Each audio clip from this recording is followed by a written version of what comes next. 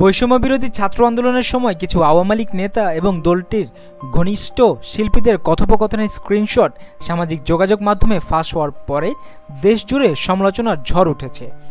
আলো আসবেই নামের একটি হোয়াটসঅ্যাপ গ্রুপে এই নেতারা এবং শিল্পীরা আন্দোলনের বিপক্ষে অবস্থান নেন।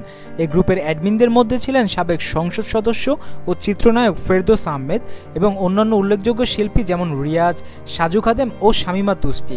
তাদের কথোপকথনে আন্দোলনকারীদের বিরুদ্ধে কটূক্তি ও হুমকির বিষয়ও উঠে এসেছে।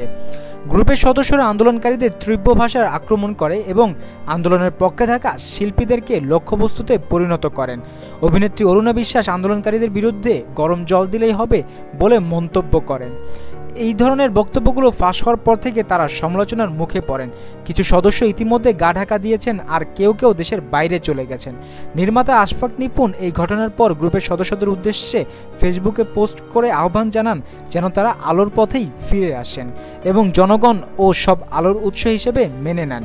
এই স্ক্রিনশটগুলো ফাঁস হওয়ার পর আলো আসবেই গ্রুপের শিল্পীদের বিরুদ্ধে সাধারণ মানুষদের মধ্যে ক্ষোভ তৈরি হয়েছে, যা তাদের অবস্থানকে আরও প্রশ্নবিদ্ধ করছে।